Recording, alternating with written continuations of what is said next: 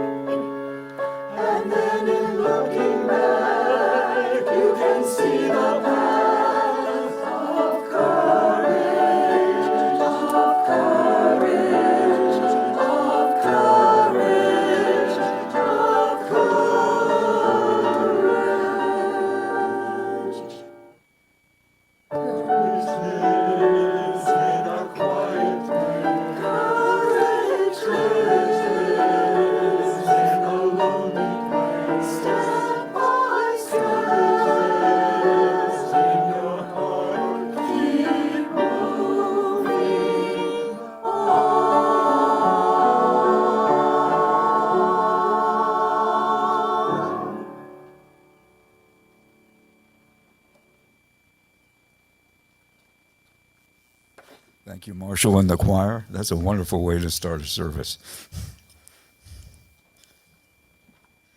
Good morning again, and welcome to Granite Peak Unitarian Universalist Congregation in Prescott, Arizona. I'm Fred Krapps, your worship associate today, and we extend a warm welcome to all. This is the mission statement for our congregation. We are a compassionate spiritual community that celebrates diversity, nurtures the spiritual growth of all ages, shares our gifts, promotes justice for all, and serves the world we live in.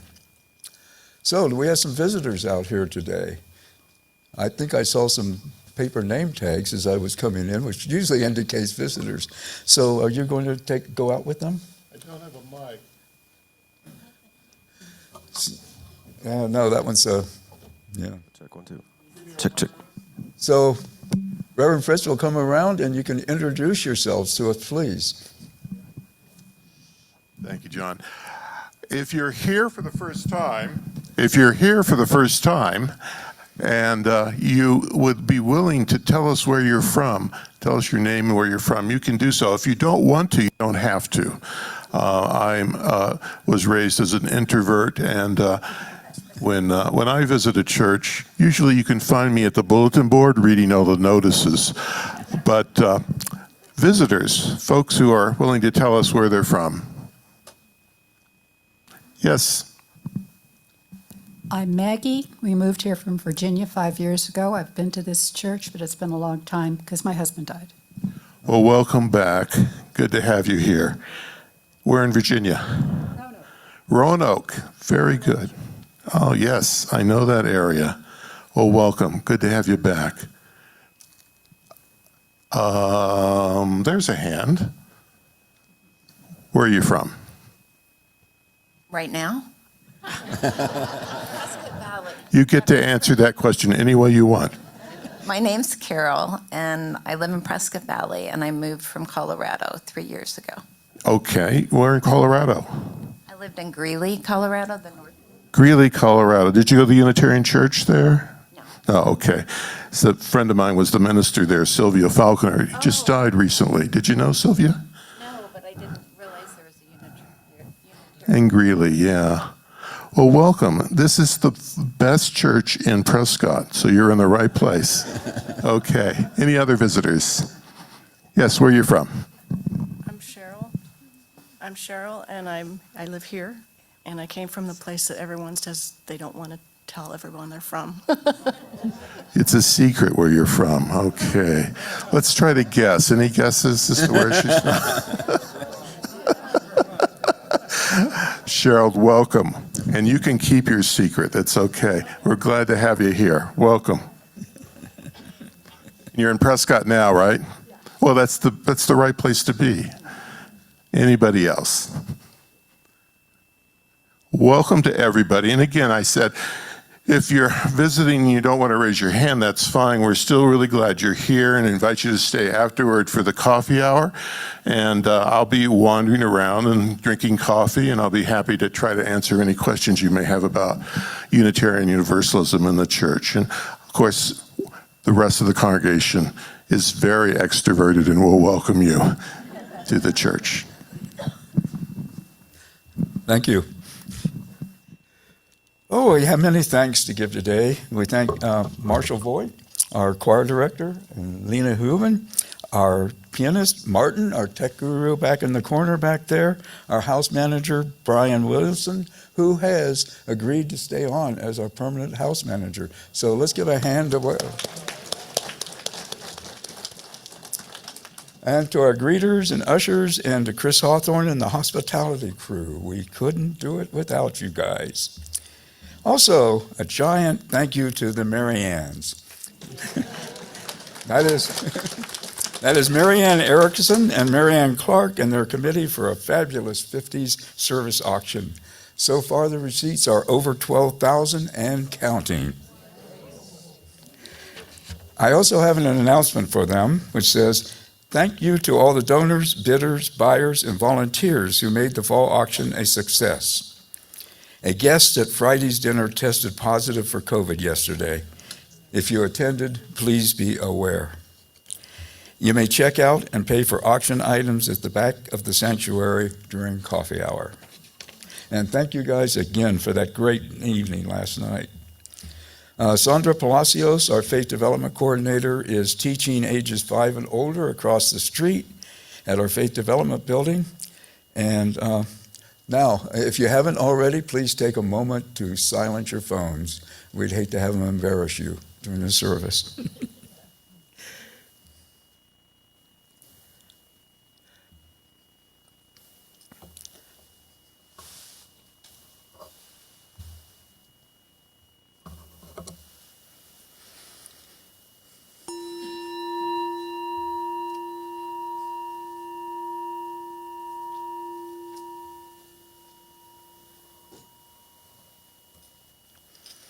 We begin our service in the Unitarian Universalist tradition of lighting the chalice. Our chalice lighter this morning is Bonnie Fort.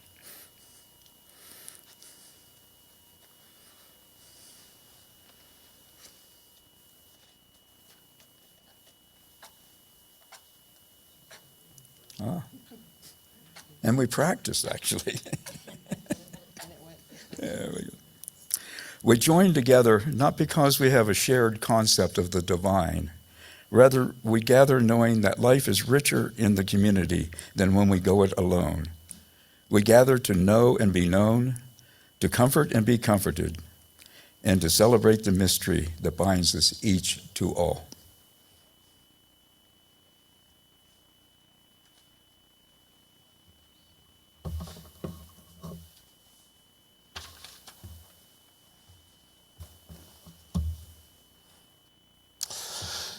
Your former minister, Patty Wills, wrote this: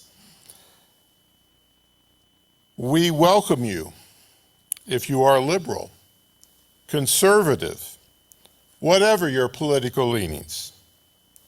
We welcome you if you find truth in one of the many world religions, atheism, science, or you consider yourself to be spiritual but not religious, or are a lifelong Unitarian Universalist. We celebrate religious freedom, religious pluralism, and the individual search for truth and meaning. We welcome all sexualities and genders." Now, I invite you to turn in the gray hymnal, if you have one near you, to our first hymn, number 26. This is an old Protestant hymn, and the original words were, "Holy, holy, holy, Lord God Almighty." We have changed them. "Holy, holy, holy, author of creation." Now, there is a joke that Unitarian Universalists are not good hymn singers because we're always reading ahead to see if we agree with the words. Just enjoy the music and the words without feeling that you are in any way committing yourself to the theology represented by the hymn. I invite you to stand as you're able to do so and sing hymn number 26. Creation,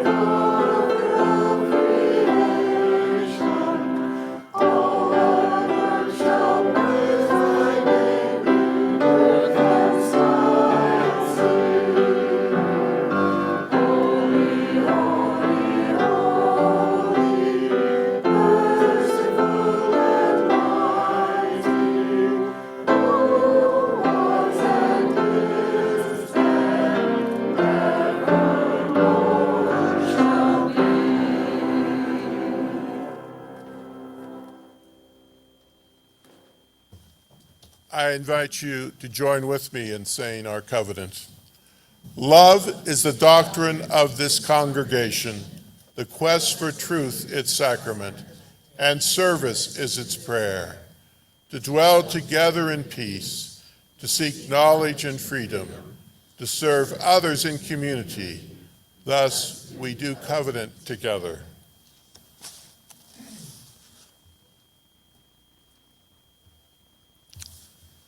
Sort of becomes musical chairs up here on Sunday.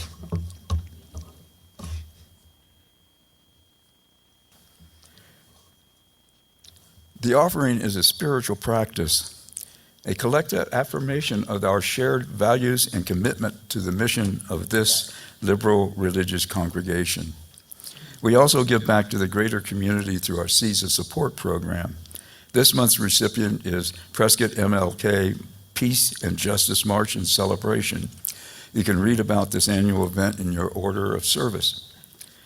To give online, the link is available in the chat, or you can go to our website. And we have several people online today, I noticed. Offertory music is Amazing Grace, played by Lena Ubin.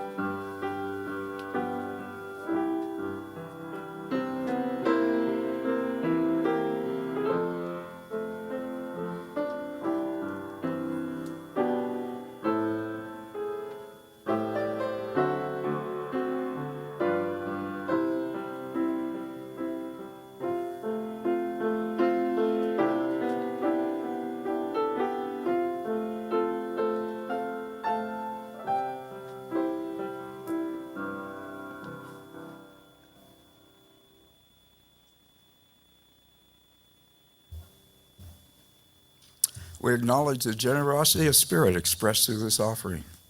What is given in love is received in gratitude. Blessed be.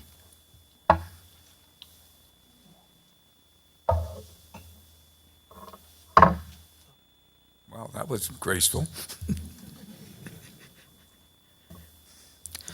During the next few moments, we remember our joys and sorrows and recognize that ours is a welcoming community where we find connection, a spiritual community where we find meaning. Ours is a sharing community where our joys are amplified, a caring community where our sorrows are lessened.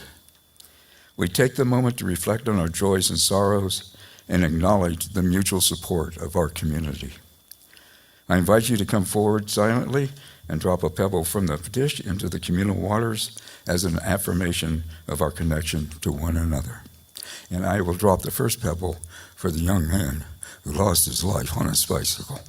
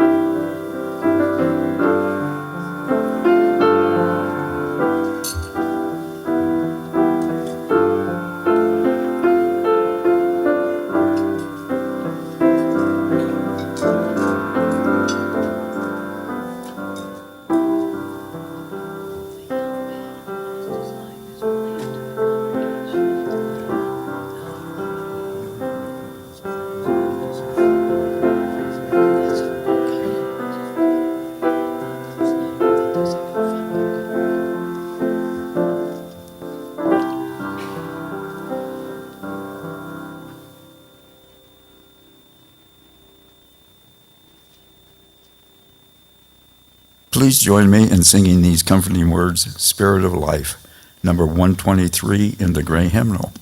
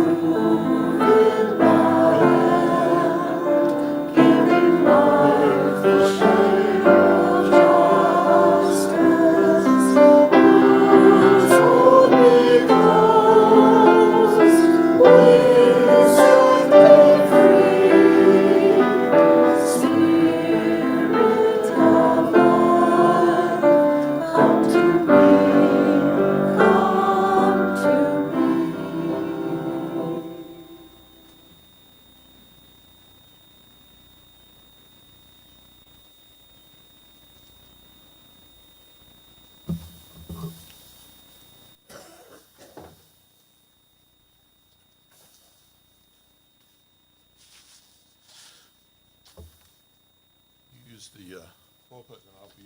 All right. I have put on my reporter's hat.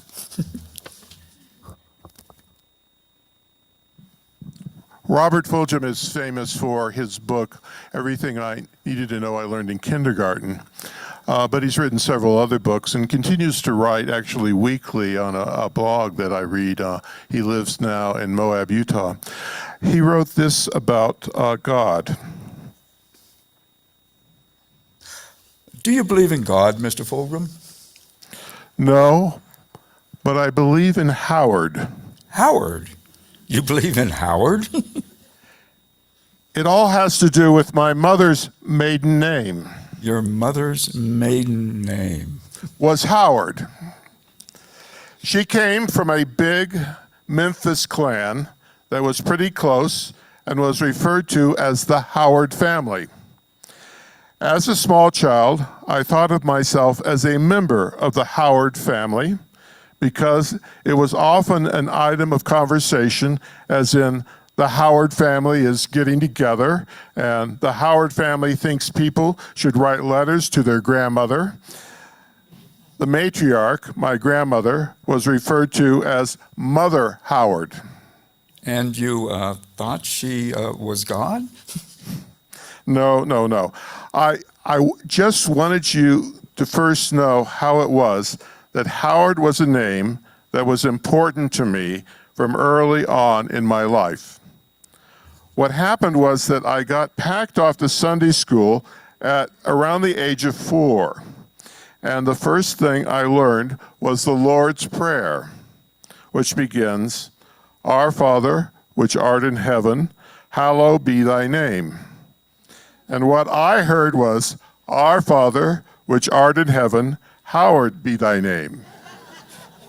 And since little kids tend to mutter prayers anyhow, nobody realized what I was saying was Howard.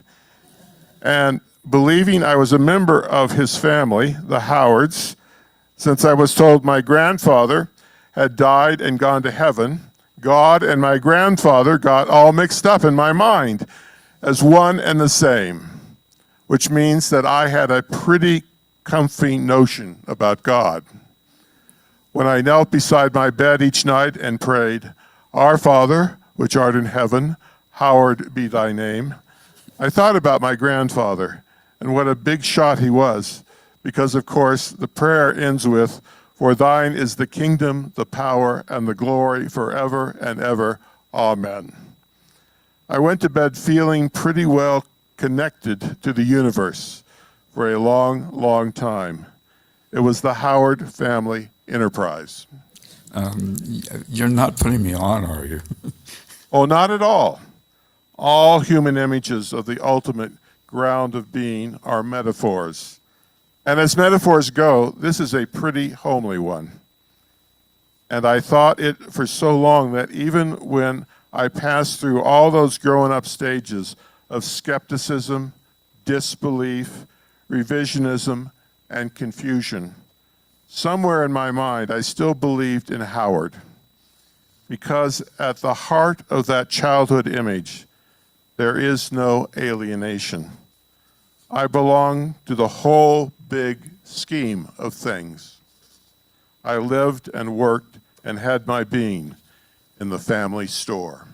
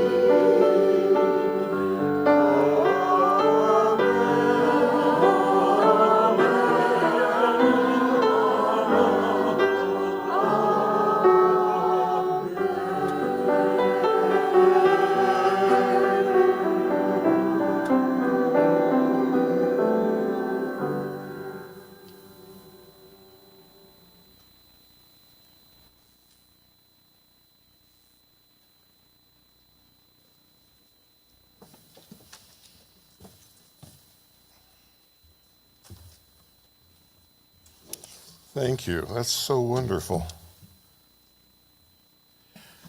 Well, the Unitarians and the Universalists merged together into one denomination back in 1961. And as part of that process, they wrote new bylaws creating a structure for our association. At the beginning of the bylaws, they wrote a statement of purposes. And one of the sentences was, to cherish and spread the universal truths taught by the great prophets and teachers of humanity in every age and tradition, summarized in the Judeo-Christian heritage as love of God and love of man. Well, as time went on, people began to say, oh, why just love of man? What about women also? And in 1985, at the General Assembly of the Association, this statement was rewritten, and that language, that sexist language, was removed. There was some conversation as they were getting ready to revise this about the word God. And one early version took the word God out of the statement of purposes. Then one of the churches in New England said that they were going to withdraw from the association if God was removed.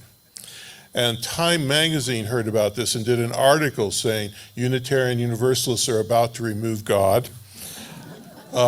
So this is what they ended up with in 1965. Jewish and Christian teachings which call us to respond to God's love by loving our neighbors as ourselves.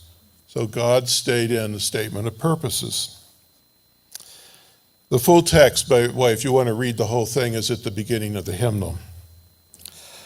But then last June, the purposes and principles were replaced at the General Assembly meeting with a new statement called Shared Unitarian Universalist Values.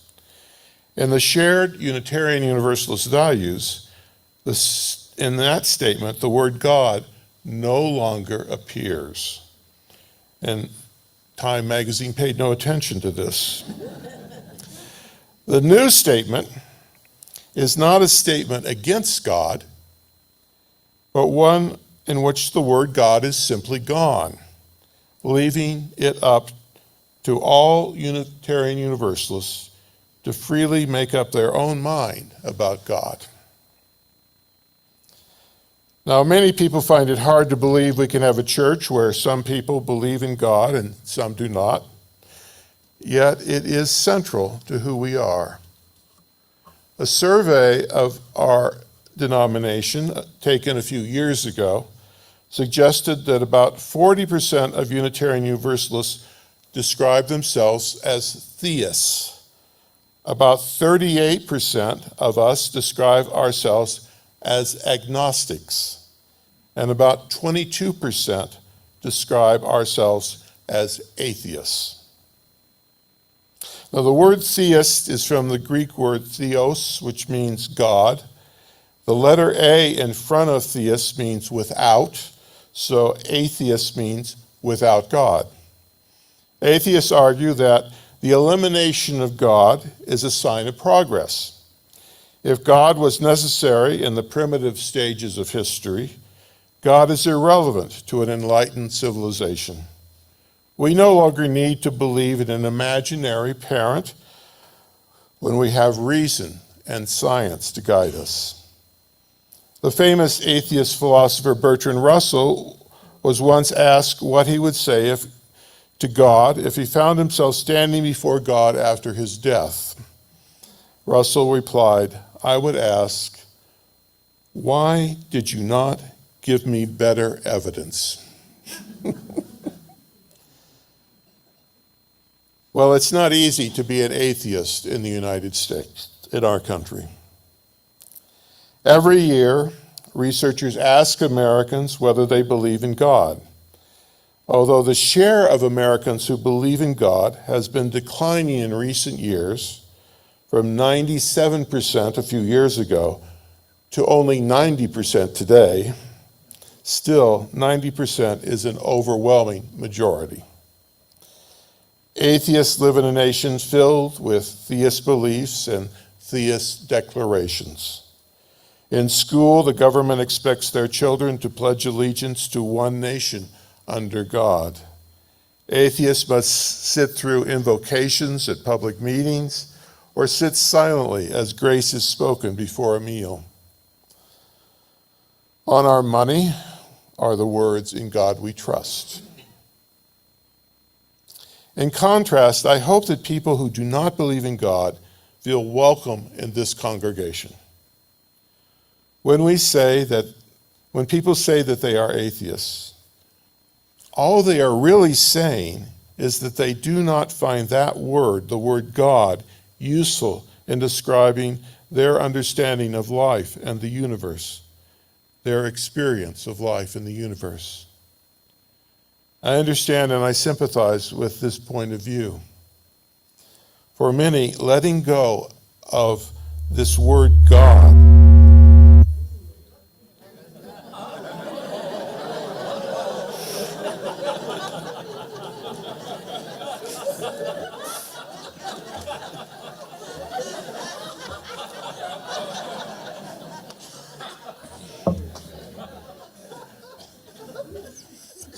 I understand and sympathize with this point of view.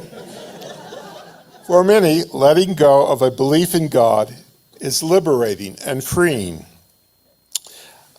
I found this in the Los Angeles Times, this wonderful quote by an atheist. Theists hold the mistaken idea that atheists live miserable or self-centered lives of unremitting emptiness and despair. But all the atheists I know think life is a magnificent wonder. We too love sunsets, the Grand Canyon, the promontories of Big Sur. Even more miraculous for having been created solely from the laws of nature. No supreme being required. Well, this, or something like it, is the view of about 22% of Unitarian Universalists. On the other hand, about 38%, while respecting and welcoming atheists to our community, are not willing to say for certain that God does not exist. Nor are they willing to say for sure that God does exist. The word agnostic was invented in 1869. It's a fairly new word, by the English biologist Thomas Huxley. About atheists and theists, Huxley wrote, "The atheists and the theists were quite sure that they had attained a certain gnosis," the word for knowledge. They had successfully solved the problem of existence, while I was quite sure I had not, and had a strong conviction that the problem was insoluble. Gnosis is one of the Greek words for knowledge.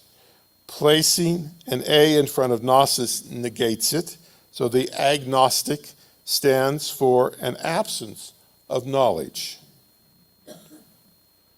A Unitarian Universalist woman minister by the name of Joy Atkinson described this view in a sermon. She wrote, "I believe that at the heart of existence is a great mystery. It is not given to us to know for certain the answers to the ultimate questions. The questions I call window ledge questions. Because as a child, I used to sit on a window ledge and gaze at the stars and ponder, what is the true nature of reality and of God, if indeed there is a God? Why is there matter? Why is there not nothing? Where is the edge of the universe? How and why did it all begin? And how will it end? At the heart of existence is a great mystery."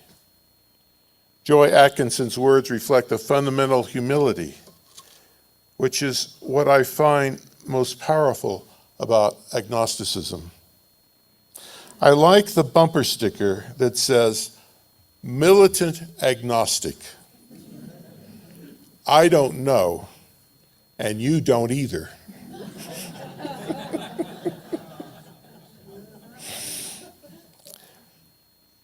This, or something like it, is the view of about 38% of Unitarian Universalists. However, 40% of us say, although they respect and welcome atheists and agnostics to our community, they do not identify with either position. They identify as theists.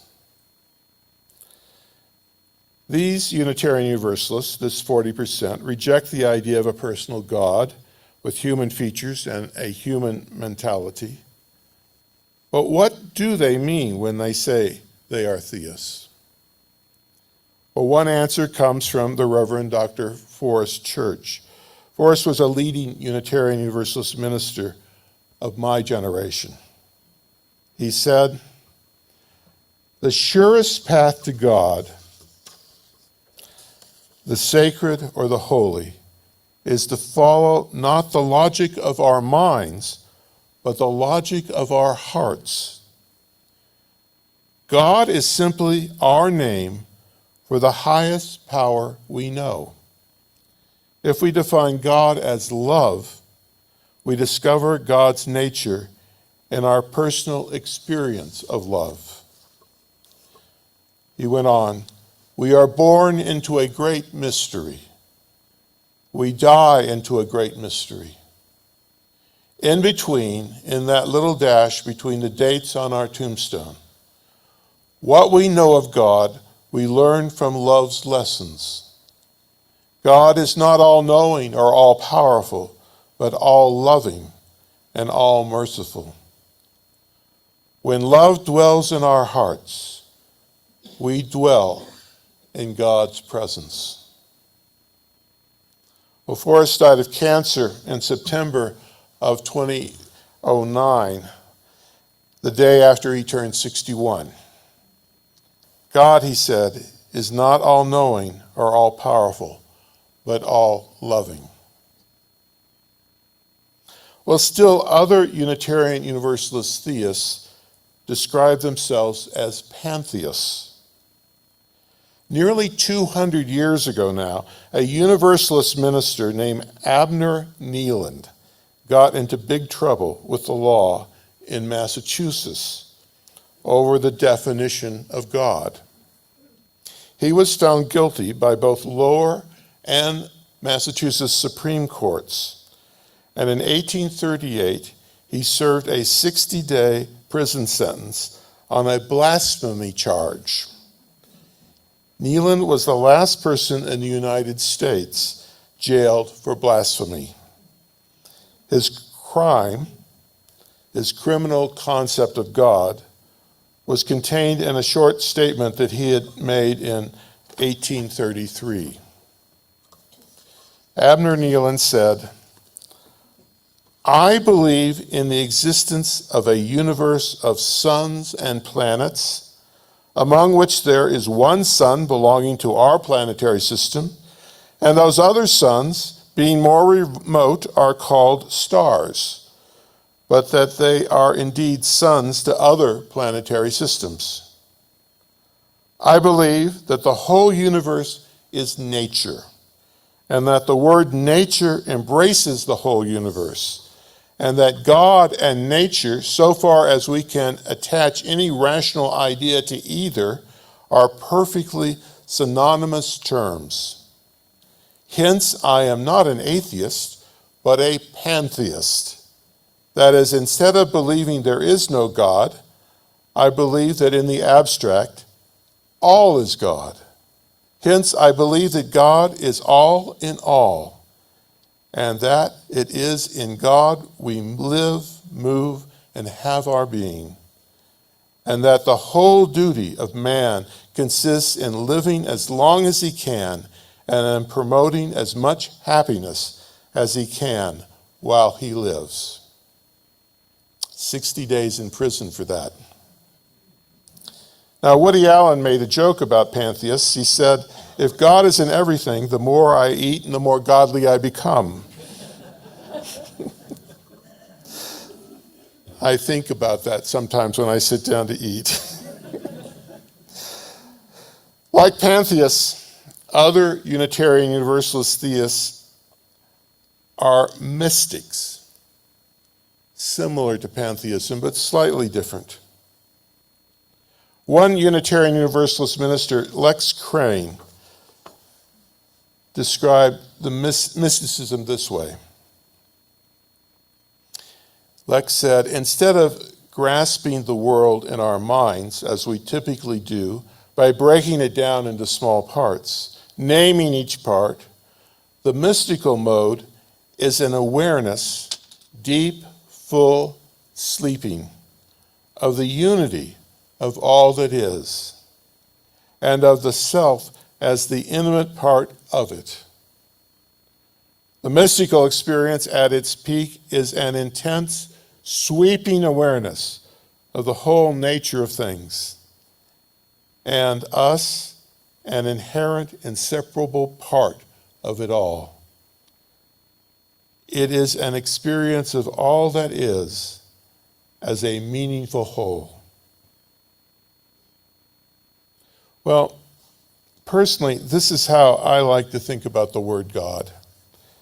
The mystical is the experience of the unity that exists before I divide my perception into the forms of space and time. The mystical is an experience of unity I feel before I create categories such as emotion and reason or mind and body. And I am comfortable calling that unity God. I experience a unity in relationships that I have with people, with the earth, and with works of art, like music and painting. Most often, it's a fleeting sense of unity. It happens when I notice the color of a beautiful flower. It occurs when I exchange a smile with a friend at church on Sunday morning. It is the sense of unity I feel when I hear beautiful, beautiful music. It is the momentary feeling of harmony I experience when I read the lines of a beautiful poem. It is the passing sense of wholeness I feel when I laugh with others. Through these experiences, I believe I encounter a unity that underlies the universe. Those fleeting times when I feel part of this harmony, I find that life is richer and fuller. Failures and disappointments seem more bearable, and grief more acceptable. I don't know how to make this happen for others, except to say that it does seem to arise out of relationships with people, with works of art, and with nature. In the summer of 1994, I came to Prescott to visit my father and stepmother with my middle child, David. He was 8 years old. And I drove David north to the rim of the Grand Canyon, to the north rim of the Grand Canyon. And the Grand Canyon is the scientist's book of Genesis, a giant open cemetery of life on Earth, containing the fossils stacked in layers of algae, worms, reptiles, and mammals. And topping the canyon is evolution's crowning glory, sun-hatted, t-shirt-wearing, camera-carrying tourists. My son and I joined with others walking along the rim, looking out and down at the colors and the shapes of the temple-like pyramids within the canyon. That night we camped in Kaibab National Forest, 8,000 feet above sea level. And as we watched, there was a sudden white streak in the night sky, a falling piece of space dust. And then after a few moments, there was another. Looking at that dark sky, the stars, and the Milky Way, there was in me a fleeting sense of unity, a feeling that there was something larger, a divine reality, of which I am a small part. Well, the next morning we broke camp, and I was wondering how long I could go without getting another shower. It was 8-year-old David who reminded me of why we were there. As we started to pack the tent and prepare to move on, he looked at our simple campsite among the trees, the pine needles, the dirt, and he said spontaneously, "I'm going to miss this place." So I don't know, but I hope that he also felt the sense of mysticism that comes to me in relationship to the earth and its beauty. and I hope that all of you have such experiences. Atheist, agnostic, theist, pantheist, mystic. In the end, these are words. They're just symbols, just a pattern of dried ink on the paper that I'm reading, or just some vibrations produced by my vocal cords. In the end, we choose to join or reject a religious community because of the quality of the relationships we have together. Far more important than whether we are comfortable with the word God is whether we are comfortable with the people in the community. Now, I may be called old-fashioned, but I believe that beyond our families, the most important organization in our life should be a religious community. I define this community as a fellowship of people who cherish, practice, and develop traditions concerning the purpose of human life. There may be a few people who do not need such a community. However, most of us are too easily distracted from the values to which we want to devote ourselves. A religious community should give us support and encouragement in living up to the ethical rules of honesty, of keeping our promises, and of being kind to others. In this gathering, each of us is responsible for our own theology and our own dishes. Whether you call yourself an atheist or an agnostic or a theist or a pantheist or a mystic or something else, you are all welcome here. Your presence enriches the life of this congregation. It is good to have you with us. Let's sing our closing hymn, Let It Be a Dance, which was written actually by the author after he and his wife Barbara got divorced and then got remarried. So it's about our relationship, but I read it as also about all of life. Let it be a dance.